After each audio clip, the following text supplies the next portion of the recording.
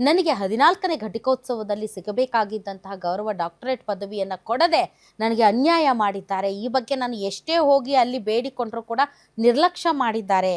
ನನ್ನನ್ನು ತಾಸುಗಟ್ಟಲೆ ಕಾಯಿಸಿದ್ದಾರೆ. ನನಗೆ ರಾಜ್ಯಪಾಲರ ಬಳಿ ನಾನು ಮಾಡಿದಂಥ ಶ್ರಮಕ್ಕೆ ಪ್ರತಿಫಲ ಎಂಬಂತೆ ನಾನು ಗೌರವ PhDಯನ್ನು ಪಡಿಬೇಕಾಗಿತ್ತು. ಆದರೆ ಪಡೆಯದೇ ಇರುವ ರೀತಿಯಲ್ಲಿ ಷಡ್ಯಂತ್ರ ಮಾಡಿದ್ರು. ಹಾಗಾಗಿ ನಾನು ಮನನೊಂದು ಆತ್ಮಹತ್ಯೆಗೆ ಪ್ರಯತ್ನಿಸಿದ್ದೇನೆ. ನನ್ನ ಹಾಗೆ ಯಾರಿಗೂ ಆಗಬಾರ್ದು. ಈ ನಿಟ್ಟಿನಲ್ಲಿ ದಯಮಾಡಿ ಪುರುಷ ಪ್ರಾಧ್ಯಾಪಕರಿಗಿಂತ ಹೆಣ್ಮಕ್ಕಳನ್ನೇ ಜಾಸ್ತಿ ನೇಮಕ ಮಾಡಿ. ಈ ಒಂದು ವ್ಯವಸ್ಥೆ ಬದಲಾಗಬೇಕು ಅಂತಂದರೆ ಸರ್ಕಾರ ದಿಟ್ಟವಾದಂಥ ಕ್ರಮ ತೆಗೆದುಕೊಳ್ಳಬೇಕು ಅಂತ ಹೇಳ್ತಾ ಇದ್ದಾರೆ.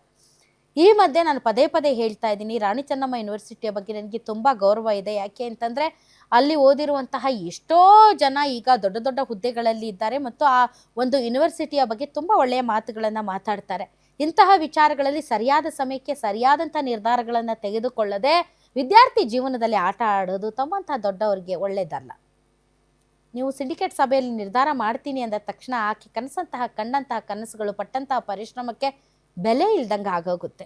ಇಂತಹ ಡಿಮೋಟಿವೇಶನ್ ಯಾವಾಗಲೂ ಕೂಡ ಒಳ್ಳೆಯದಲ್ಲ. ಹೆಣ್ಮಕ್ಳು ಮುಂದೆ ಬರೋದಿಲ್ಲ.